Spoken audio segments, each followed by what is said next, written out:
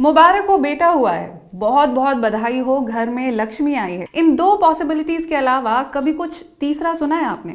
जैसे मुबारक हो, आपके घर में इंटरसेक्स पैदा हुआ है। नहीं? क्यों? हर 2000 में से एक व्यक्ति इंटरसेक्स पैदा होता है, तो फिर हमें पता क्यों नहीं चलता? नमस्कार, आप देख रहे हैं सेहत टॉक विद ईशा भाटिया सानन। पिछला वीडियो मैंने जहां खत्म किया था, आज का वीडियो वहीं से शुरू करते हैं और समझते हैं इंटरसेक्स या थर्ड जेंडर को।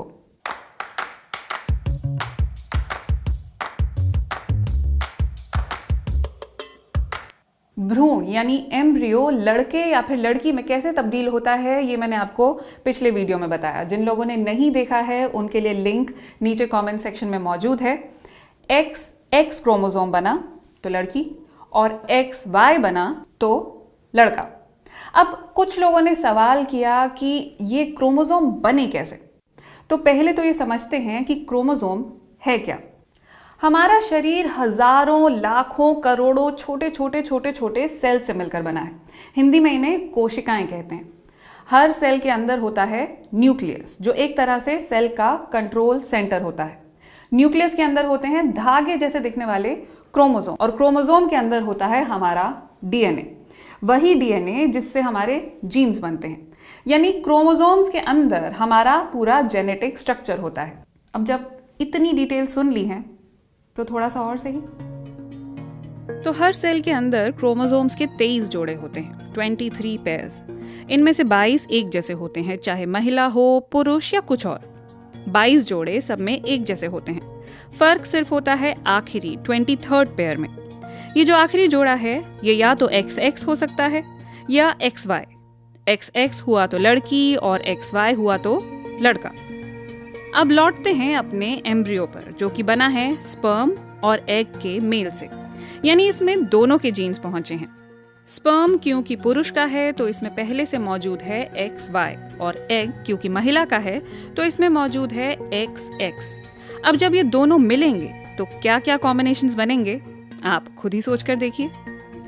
पुरुष का X महिला के X से मिला तो बना XX यानी लड़की, और पुरुष का Y महिला के X से मिला तो बना XY यानी लड़का।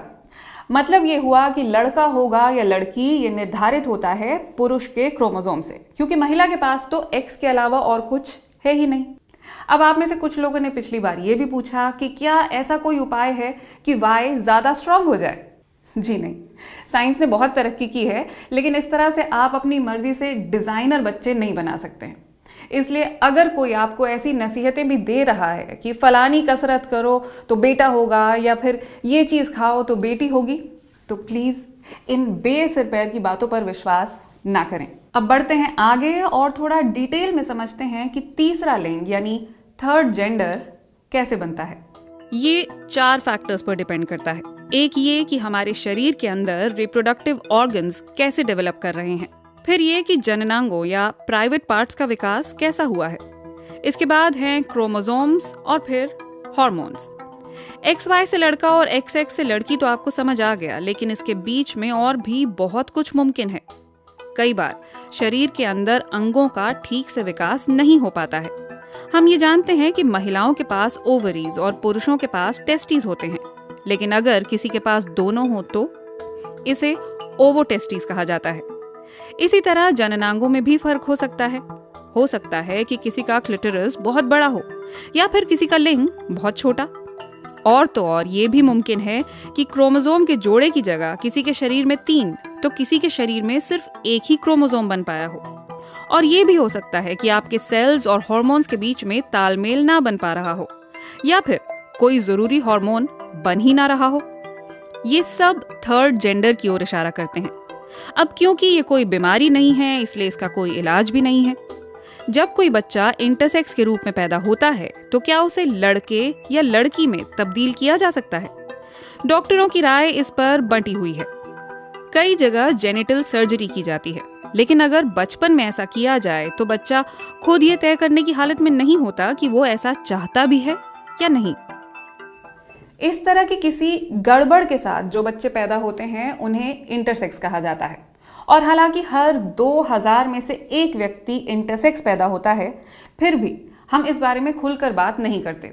आंकड़ों के अनुसार दुनिया के 1.7% लोग इंटरसेक्स हैं। आप में से कई लोगों ने पूछा था कि किन्नर क्या होते हैं, तो जवाब है कि कुछ इंटरसेक्स होते हैं और कुछ ट्रांसजेंडर। अक्सर लोग इंटरसेक्स और ट्रांसजेंडर को एक ही समझते हैं। ये दोनों बिल्कुल अलग अलग हैं। ट्रांसजेंडर ऐसे व्यक्ति को कहते हैं जिनका जन्म लड़के के रूप में हुआ है, लेकिन ये महसूस लड़की जैसा करते हैं, या फिर लड़की के रूप में पैदा हुए और महसूस लड़के जैसा करते हैं। ये जिस शरीर में हैं उसमें ट्रैप्ड फील करते हैं और इसलिए सेक्स चेंज सर्जरीज का सहारा लेते हैं।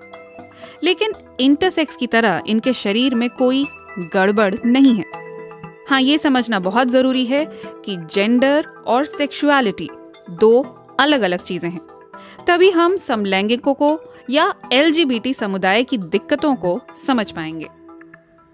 सेक्सुअलिटी से हमें आम तौर पर समझ आता है वो अट्रैक्शन जो ऑपोजिट सेक्सेस के बीच में हो, लेकिन जरूरी नहीं कि आकर्षण लड़के और लड़की के बीच ही हो सकता है कि लड़की लड़की की ओर अट्रैक्टेड हो। इसे लेस्बियन कहते हैं। जब कोई लड़का लड़के की ओर अट्रैक्टेड होता है तो उसे गे कहते हैं। यह भी हो सकता है कि कोई व्यक्ति लड़के और लड़की दोनों की ओर अट्रैक्टेड फील करे। इसे बाइसेक्सुअल कहते हैं। और तो और ये भी हो सकता है कि किसी व्यक्ति में कामुकता हो ही नहीं, वो किसी की भी तरफ आकर्षित ना हो। इसे एसेक्सुअल कहते हैं। ट्रांसजेंडर का मतलब तो मैंने आपको बता ही दिया और इंटरसेक्स का तो पूरे विस्तार में बताया। पर ध्यान रहे कि इंटरसेक्स जेंडर को डिफाइन करता है। सेक्सुअलिटी के लिहाज से ये लेस्बियन, गे, बाइसेक्सुअल, एसेक्सुअल कुछ भी हो सकते हैं। और ये बहुत बड़ा स्पेक्ट्रम है जिसे 5-7 मिनट की वीडियो में कवर करना मुश्किल है। लेकिन इस स्पेक्ट्रम में बाकी के जो लोग हैं उन्हें कहते हैं क्वियर।